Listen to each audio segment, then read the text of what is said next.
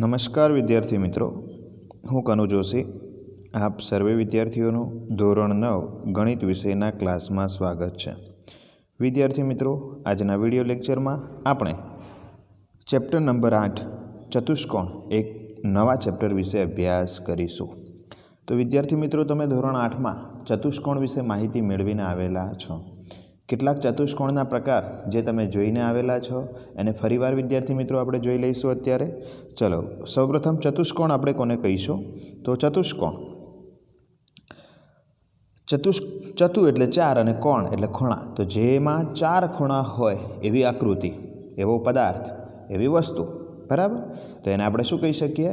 ચતુષ્કોણ. ચતુ એટલે ચાર અને કોણ એટલે ખૂણા. તો ચાર સમતલ્ય એટલે કે એક જ સમતલમાં આવેલ. તો વિદ્યાર્થી મિત્રો, આ તમારી જે સ્ક્રીન દેખાય છે એ એક શું છે? સમતલ છે. શું છે?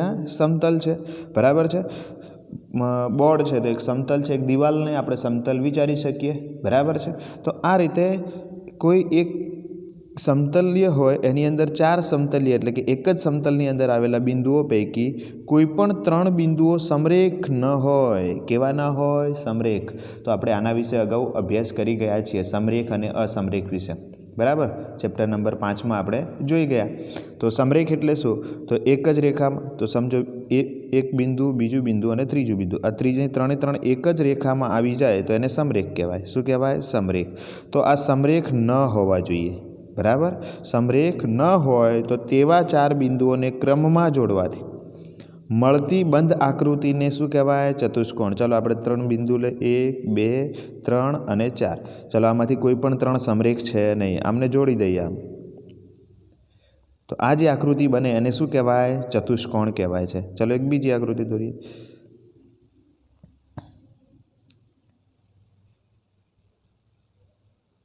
તો આ રીતે પણ બની શકે, બરાબર. તો આ રીતે ચાર બિંદુઓને જોડવાથી મળતી બંધ આકૃતિને પણ કેવા સમતલમાં આવેલા હોય? એક જ સમતલની અંદર, બરાબર. તો તેને ચતુષ્કોણ કહેવામાં આવે છે. ચાલો અહીંયા ચતુષ્કોણની આકૃતિ આપી છે. ચતુષ્કોણ બે પ્રકારના હોય, એક બહિર્મુખ ચતુષ્કોણ, એક અંતર્મુખ ચતુષ્કોણ, વિદ્યાર્થી મિત્રો, બરાબર. તો અહીંયા જો એ બિંદુ લીધું છે, બી બિંદુ લીધું છે, સી અને ડી બિંદુ. તો એ બી સી ડી જોડી દીધા ચારે ચાર બિંદુઓને, તો એક ચતુષ્કોણ બની ગયો. ચાલો એવી રીતે તો આ બહિર્મુખ બન્યો. તો અંતર્મુખ એટલે શું? તો એક ક્યુ, આર, એસ અને પી, આ રીતે બિંદુ લીધા છે, બરાબર છે. તો આને કેવો કહેવાય? અંતર્મુખ ચતુષ્કોણ. કેવો કહેવાશે? અંતર્મુખ ચતુષ્કોણ, બરાબર છે. ચલો આગળ વધીએ. તો ચતુષ્કોણના પ્રકાર વિશે તમને ખ્યાલ આવી ગયો. કેટલા પ્રકારના હશે? બહિર્મુખ ચતુષ્કોણ અને અંતર્મુખ ચતુષ્કોણ. ચતુષ્કોણ એબીસીડીમાં એબી, બીસી, સીડી અને એડી ચાર બાજુઓ છે. જે ચતુષ્કોણ છે એની અંદર એબીસીડી ચતુષ્કોણ એટલે આપણો બહિર્મુખ ચતુષ્કોણ વિશે જ અભ્યાસ કરવાનો છે. એટલે એબી, બીસી, સીડી અને એડી આ ચાર બાજુઓ છે, બરાબર. 1 2 3 અને 4 એ ચતુષ્કોણની શું છે? બાજુઓ. ચલો એવી રીતે એક અહીંયા ખૂણો બને છે, એક અહીંયા ખૂણો બને છે, એક અહીંયા ખૂણો બને છે અને એક અહીંયા ખૂણો બને છે. તો ચતુષ્કોણ એબીસીડીમાં ખૂણો એ, ખૂણો બી, ખૂણો સી અને ખૂણો ડી, એમ કુલ કેટલા ખૂણા હોય? 4 ખૂણા અને 4 બાજુ, બરાબર. એવી રીતે બિંદુ એ, બિંદુ બી, બિંદુ સી અને બિંદુ ડી જે અહીંયા આગળ છે, એક બિંદુ, બીજું બિંદુ, ત્રીજું બિંદુ અને ચોથું બિંદુ, આ ચારે ચાર બિંદુઓ જેના નામ છે એબીસીડી, એવા જુદા જુદા હોઈ શકે. ચતુષ્કોણના નામ આપણે કોઈ પણ આપી શકીએ છીએ. મેં અહીંયા સમજાવવા માટે કયું લીધું છે? એબીસીડી. એને PQRS પણ કહી શકાય, MNPQ પણ કહી શકાય, XYZW પણ કહી શકાય, બરાબર. એવા કોઈ પણ નામ આપણે આપી શકીએ છીએ. તો અહીંયા એ, બી, સી અને ડી એ ચાર શું છે? શિરોબિંદુઓ છે ચતુષ્કોણના. સામસામેના બે શિરોબિંદુઓ જોડવાથી, સામસામેના કેવા? સામસામેના બે શિરોબિંદુઓ જોડવાથી ચતુષ્કોણના વિકર્ણ મળે. એને શું કહેવાય? વિકર્ણ. જેમ કે ચતુષ્કોણ એબીસીડીમાં સામસામેની બાજુ એ અને સી, બી અને ડી એટલે એસી જોડવાથી અને બીડી જોડવાથી વિકર્ણ કયા બને? એસી અને બીડી બંને શું બનશે? વિકર્ણ છે. ચલો જોઈ લઈએ વિદ્યાર્થી મિત્રો. તો સામસામેની બાજુ, તો એની સામેની બાજુ કઈ છે? સી, બીની સામેની બાજુ કઈ છે? ડી. ચલો જોડી દઈએ. તો આ જોડી દઈએ તો આમ એસી અને બીડી એ ચતુષ્કોણના શું બને છે? વિકર્ણ બને છે. ઓકે, તો લખી શકાય 4 બાજુઓ, 4 ખૂણા અને 2 વિકર્ણ, એમ કુલ 10 ચતુષ્કોણના અંગો છે. ચતુષ્કોણના કુલ અંગો પૂછાય ખાલી જગ્યામાં તો તમે શું લખશો? તો ચતુષ્કોણને કુલ કેટલા અંગો? 10. કયા કયા? તો 4 બાજુ, 4 ખૂણા અને 2 વિકર્ણ. બરાબર, આને એના શું કહેવાય? અંગો કહેવામાં આવે છે. તો કુલ 10 અંગો છે ચતુષ્કોણના. ચતુષ્કોણના ખૂણાઓનો સરવાળો, ચતુષ્કોણના કેટલા ખૂણા હોય? 4. 4 ખૂણાઓનો જો સરવાળો કરીએ તો એ કુલ કેટલો થાય? 360. તો આ પણ એક હેતુલક્ષી પ્રશ્ન બન્યો વિદ્યાર્થી મિત્રો. તો ચતુષ્કોણના 4 ખૂણાઓનો સરવાળો કેટલો થશે? 360. યાદ રાખીશું. બરાબર, 4 ખૂણા એટલે આ બધાનો ભેગો સરવાળો. આ કેટલા છે આપણે જાણતા નથી, પરંતુ આ 4નો જો સરવાળો કરવામાં આવે, ખૂણો એ વત્તા ખૂણો બી વત્તા ખૂણો સી અને ખૂણો ડી, તો ટોટલી કેટલાનો બને? 360 બને. બરાબર છે. ચાલો, તો એટલે કે ચતુષ્કોણ ABCDમાં એ, બી, સી અને ડીનો સરવાળો કરવામાં આવે તો કેટલો બને? 360. પછી એમાં એ કંઈ પણ હોઈ શકે, બી પણ હોઈ શકે, સી પણ કંઈ હોઈ શકે અને ડી એ જુદા જુદા હોઈ શકે, પરંતુ એમનો સરવાળો કેટલો થાય? ટોટલી 360. 360થી વધારે થઈ શકે નહીં, અથવા 360થી ઓછો પણ થઈ શકે નહીં. ઓકે, નહીંતર એને ચતુષ્કોણ આપણે કહી શકીએ નહીં. હવે ચતુષ્કોણના પ્રકાર છે. આ આપણે જોયું ચતુષ્કોણ. હવે ચતુષ્કોણના પ્રકાર, જેને વિદ્યાર્થી મિત્રો તમે અગાઉના ધોરણમાં શીખીને આવેલા છો, જોઈ લઈએ. સમલંબ ચતુષ્કોણ. હવે સમલંબ ચતુષ્કોણ કોને કહીશું? ચતુષ્કોણ તો છે પણ કેવો છે? સમલંબ. બરાબર, તો જે ચતુષ્કોણમાં સામસામેની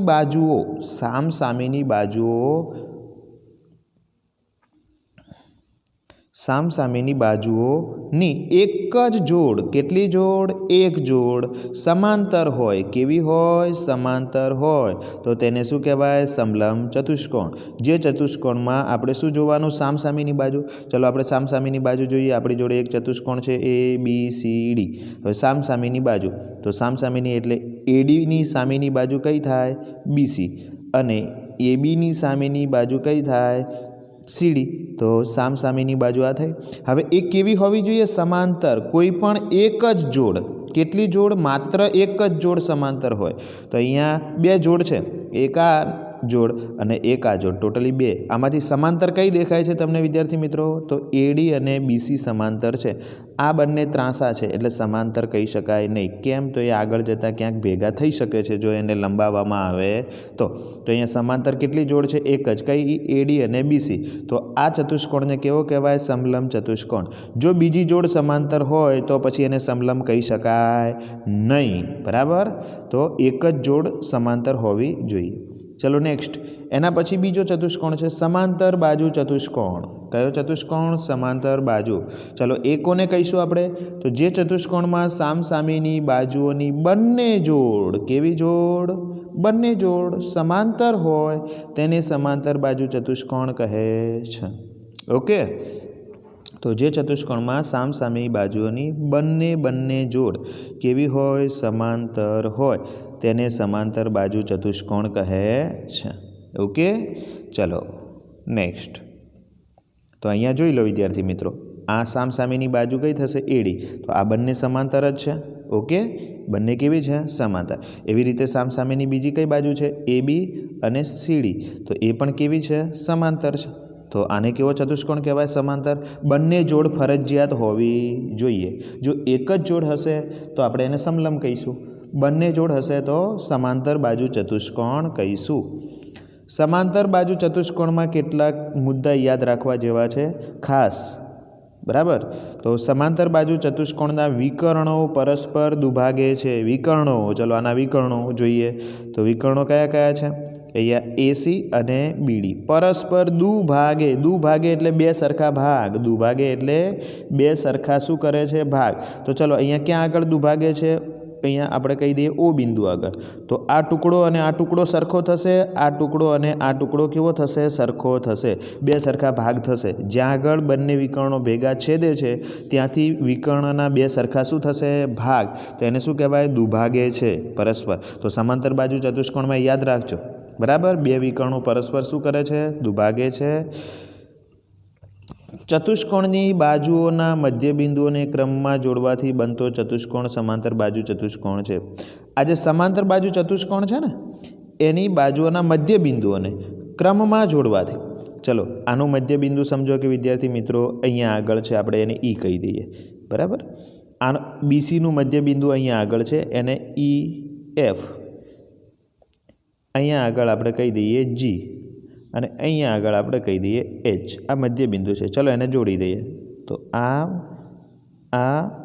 અને આ અને આ. તો આ એક ચતુષ્કોણ બન્યો અંદર, બરાબર. અંદર શું બન્યો? એક ચતુષ્કોણ. એ ચતુષ્કોણ પણ કેવો હોય છે? સમાંતર બાજુ ચતુષ્કોણ જ બને છે. તો અહીંયા કયો ચતુષ્કોણ બન્યો? E F G H. તો આ પણ કેવો ચતુષ્કોણ હશે? સમાંતર બાજુ ચતુષ્કોણ. અંદર મધ્યબિંદુઓને જોડવાથી જે બન્યો ચતુષ્કોણ એ પણ કેવો ચતુષ્કોણ હશે? સમાંતર બાજુ ચતુષ્કોણ. યાદ રાખજો. ઓકે. એના પછી નેક્સ્ટ છે લંબચોરસ. વિદ્યાર્થી મિત્રો, તો લંબચોરસ એટલે શું? તો જે સમાંતર બાજુ ચતુષ્કોણનો એક ખૂણો, હવે કયો ચતુષ્કોણ હોવો જોઈએ? સમાંતર બાજુ. ઓકે.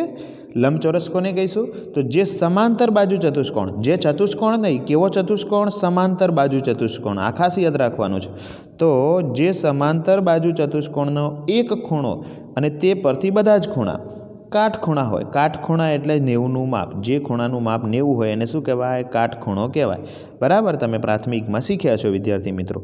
તો 90ના અંશનો ખૂણો હોય એને કેવો કહીએ? કાટખૂણો. તો કોઈ પણ એક ખૂણો જો કાટખૂણો હોય, કયા ચતુષ્કોણમાં? સમાંતર બાજુ ચતુષ્કોણમાં. તો તેના બધા જ ખૂણા એના ઉપરથી કેવા બનશે? કાટખૂણા. તેને લંબચોરસ કહેવાય. તો લંબચોરસ કોને કહીશું? તો જે ચતુષ્કોણ કેવો હોય? સમાંતર બાજુ. એના ચારે ચાર ખૂણા કેટલાના હોય? 90-90ના હોય. ચારે ચાર ખૂણા કેટલાના હોય? 90-90ના. તો એવા સમાંતર બાજુ ચતુષ્કોણને શું કહેવાય? લંબચોરસ કહેવાય. ઓકે. ચલો તો આપણે આ એ બી સી ડી સમજો, આ સમાંતર બાજુ છે. કેમ? તો એડી અને બીસી સમાંતર છે, સીડી અને એબી સમાંતર છે. હવે આમના ખૂણા કેટલાના છે? 90-90ના. ચારે ચાર ખૂણા કેટલા અંશના છે? 90-90 અંશના છે ચારે ચાર. ઓકે. કોઈ પણ એક હશે તો પણ બાકીના ત્રણ કેટલાના થશે? 90ના જ થશે. કોઈ સમાંતર બાજુ ચતુષ્કોણમાં કોઈ એક ખૂણો જો 90ના માપનો હશે તો બાકીના પણ કેટલાના થઈ શકે છે? 90ના થઈ શકે. ઓકે. તો એવા ચતુષ્કોણને શું કહેવાય? લંબચોરસ કહેવાય છે. લંબચોરસના વિકર્ણો સમાન હોય છે અને પરસ્પર દુભાગે છે. લંબચોરસના વિકર્ણો કેવા હોય છે? સમાન. એનો મતલબ કે એસી વિકર્ણ અને બીડી વિકર્ણ બંને સરખા હોય. એસી 10નો હોય તો બીડી પણ કેટલાનો હોય? 10નો. સમાંતર બાજુમાં આવું હોતું નથી. લંબચોરસમાં આવું હોય છે કે બંને વિકર્ણો કે જો એસી છે એટલો ને એટલો શું થશે? બીડી. બંનેના માપ સરખા થશે. એસી 10 તો બીડી પણ 10 હશે.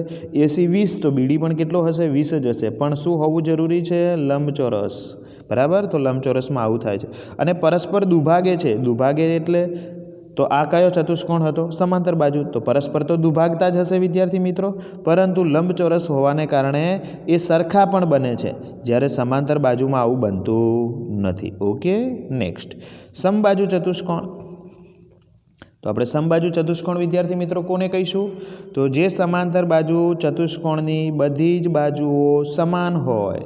જે સમાંતર બાજુ ચતુષ્કોણની બધી જ બાજુઓ કેવી હોય? સમાન હોય. તેને સમબાજુ ચતુષ્કોણ કહે છે. તેને કેવો ચતુષ્કોણ કહેવાય છે? સમબાજુ ચતુષ્કોણ કહેવાય છે. જે સમાંતર બાજુ ચતુષ્કોણની બધી જ બાજુઓ સરખી હોય. ચતુષ્કોણ કયો? પહેલાં તો એ જોવાનું. તો અહીંયા એકલો ચતુષ્કોણ નથી પણ સમાંતર બાજુ ચતુષ્કોણ. આ યાદ રાખવાનું. તો ચતુષ્કોણ તો છે પણ સમાંતર બાજુ એટલે સામસામેની બાજુ કેવી છે? સમાંતર છે. ઓકે. હવે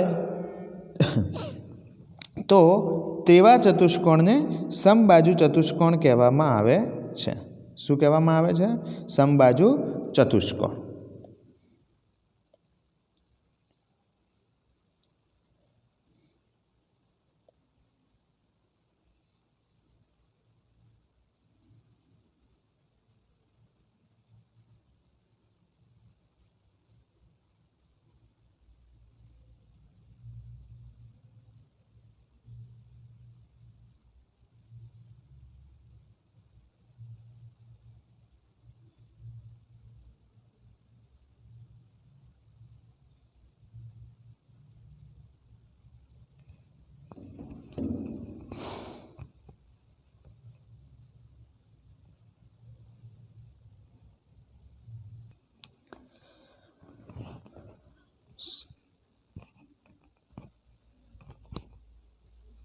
તેને આપણે સમબાજુ ચતુષ્કોણ કહીએ છીએ. સમબાજુ ચતુષ્કોણના વિકર્ણો પરસ્પર કાટખૂણે દુભાગે છે. હવે સમાંતર બાજુ ચતુષ્કોણ તો છે જ વિદ્યાર્થી મિત્રો, પણ એની બધી જ બાજુઓ કેવી છે? સમાન, સરખી.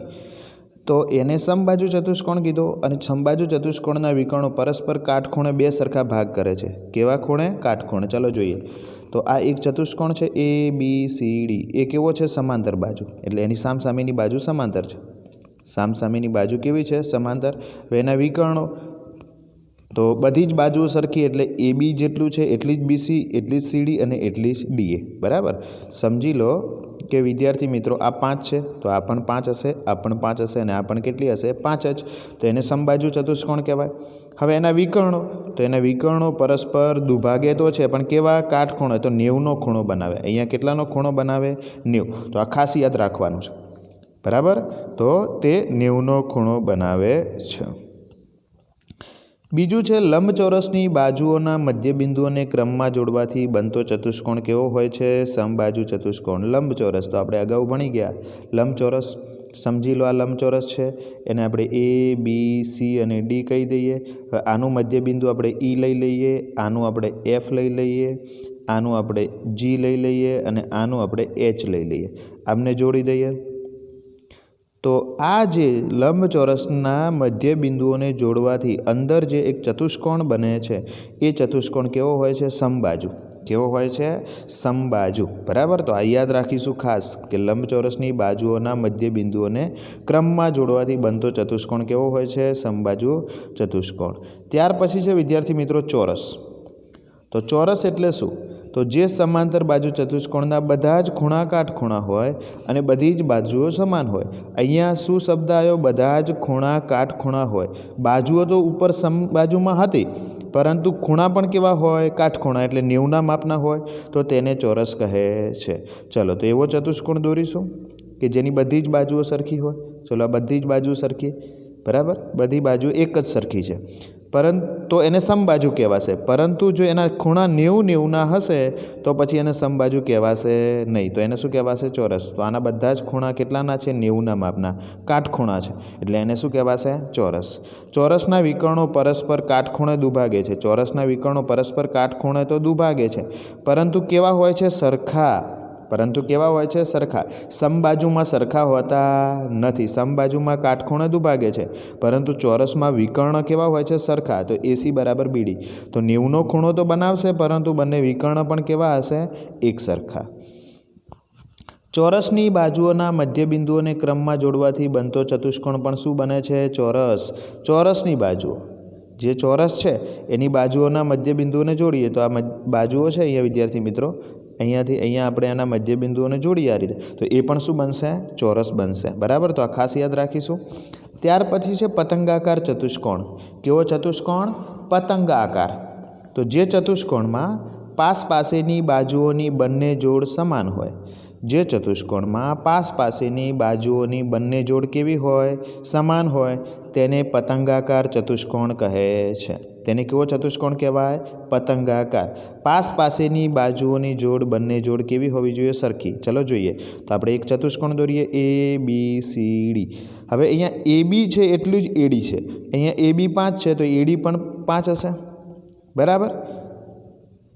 અને અહીંયા એ રીતે આ બાજુ લઈશું તો એના પછી BC, તો આ 7 છે તો આ પણ કેટલી છે? 7. તો પાસેની બંને જોડ સરખી હોય. બરાબર છે. તો એવો જે ચતુષ્કોણ બને એને પતંગાકાર ચતુષ્કોણ કહેવાય. તો અહીંયા પતંગાકાર ચતુષ્કોણ બનશે. આ જે છે પતંગાકારનો એક વિકર્ણ બીજા વિકર્ણને લંબ દ્વિભાજકમાં ભાગે છે. તો એના લંબ દ્વિભાજક, બરાબર, બંને વિકર્ણો કેવા ભાગ કરશે? લંબ દ્વિભાજક. લંબ એટલે 90ના ખૂણે બે સરખા ભાગ કરે. દ્વિભાજક, બે ભાગ થતા હોય એને લંબ દ્વિભાજક કહેવાય. ઓકે. ચલો, તો અહીંયા સુધી વિદ્યાર્થી મિત્રો આપણા વિડીયોને રાખીશું. તમને ચતુષ્કોણના પ્રકાર વિશે ખ્યાલ આવી ગયો હશે. તમને આ વિડીયોમાં મજા આવી હશે. તો વિદ્યાર્થી મિત્રો, જો તમને મજા આવી ગઈ છે તો લાઈક કરી દો. સબસ્ક્રાઈબ કરવાનું બાકી છે તો સબસ્ક્રાઈબ કરી લો અને કમેન્ટમાં જરૂરથી જણાવો કે તમને કેવી મજા આવી. ઓકે.